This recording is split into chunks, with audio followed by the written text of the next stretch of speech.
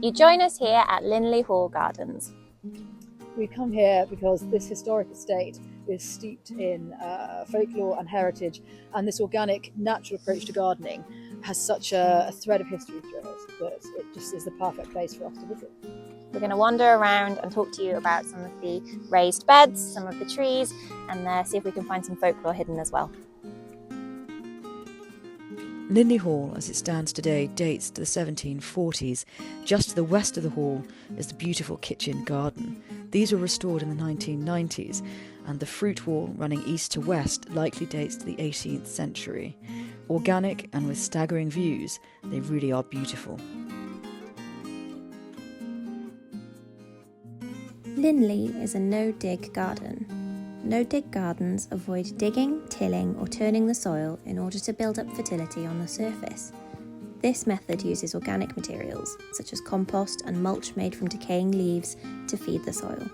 Benefits include improved soil structure, better water retention, fewer weeds and a more varied ecosystem. This idea of kind of like the nature, the role nature played in kind of gardening and all that sort of sustainability, self-sustained.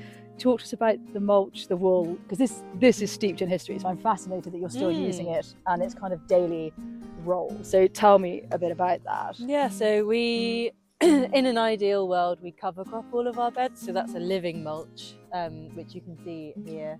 That's a mixture of Phacelia, vetch, crimson clover, Persian clover. You try and get some grasses and a few different things in there as well. And if we can't do that because of timings, we will use wool and straw on our beds as much as possible. Okay. So it insulates the soil, it protects the soil from rain coming and making it all run down the hill. Yeah.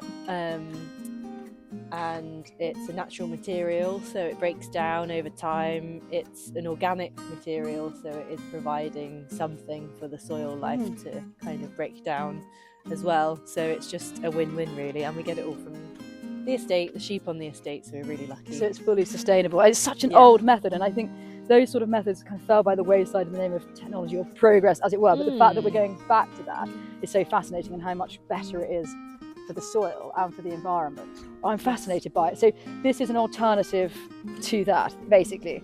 Yeah, it's just a way of keeping your soil covered and alive during the winter months as much as you possibly can. It's so fascinating. Oh, I love it. Who plants a pear tree may set it for a friend. Who plants an apple tree may live to see it end. So apples, they are just steeped in folklore and history, and I think probably most famously, of course, like biblical. So they have this association with the original sin. And in the Tudor times, Middle Ages, they were adorned every table at feasts and things like this. So they're so embedded in our culture, right through to something as sort of arbitrary as Pirates of the Caribbean with Barbossa loving apples and not being able to eat them. But the folklore around them is fascinating. And Amelia, you're going to tell us a bit more, because I know one thing is about the skin on an apple being an indication of a cold winter or not. But tell me a bit more about apples, because I feel like this is very much your area, which I love.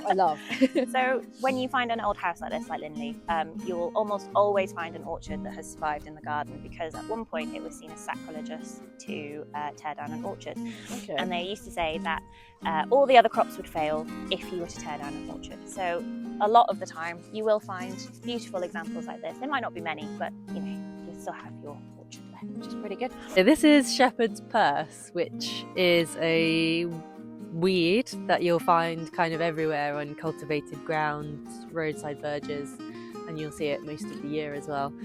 The name comes from these little seed pods, which are shaped like the little pouches that the shepherds used to carry around when they were in medieval times. And the plant itself, the seeds have actually been used in baking, which seems crazy because they'll be so tiny. But also you can eat the flowers as a little snack when you're out and about. And the young leaves can be eaten raw or cooked. So here at Linley, they've got, what is now the end of the artichoke's life. But artichokes are the most fascinating and what I always thought actually was a vegetable, but in fact is technically a thistle, albeit edible. Henry VIII loved artichokes and in fact had them planted at a number of his palaces throughout the 1530s. They came from France and rapidly took hold, and certainly in the 17th century and the 16th century they were known for being an aphrodisiac and were described as having the ability to make a woman seem more desirable. So there you go. They are now still a popular food choice, and here we are at the end of its cycle, but still steeped in history. So this is chicory. It's a breed called Radicchio, and historically it was bad luck to cut chicory with anything other than a golden knife. Now I don't know about you, but I don't have a golden knife, so I would have had some pretty bad luck. So this plant behind me is the datura plant, also known as the angel's trumpet. It has a heavy medicinal use, as in small quantities, and I mean small quantities now. It used to be used as an anaesthetic. So way back when, people would use it to help set bones for minor surgeries and things like that. But I'm pretty sure it's got a witchy vibe as well. It has. Like a lot of these plants, there's a folkloric tie, especially when you've got things that kind of have a almost phallic come hither sort of look to them. They're beguiling and actually generally are highly toxic, and this is no exception. It was used in witchcraft because it is an hallucinogenic, so divination, ceremonial, sacred sort of practices. It was used for this, I suppose, in essence, as a drug, really. But there you go. As beautiful as she is, deadly. So with gardens as large as these, obviously it was quite difficult to stay on top of when you needed to plant things. So farmers used to come up with little ditties, little rhymes, things to help you remember when things need to go in the ground, when to harvest, etc, etc. So one of my favourites is actually about beans and peas, and it's "So peas and beans in the wane of the moon, who soweth them sooner, he soweth too soon. And they with the planet may rest and arise, and flourish with beauty, most plentiful wise." Couldn't tell you what it means, don't know when you're supposed to plant your beans, but I imagine it's something to do with the moon. The rhymes could also help to predict the weather. For example, onion skin very thin, mild winter coming in. Onion skin thick and tough, coming winter cold and rough.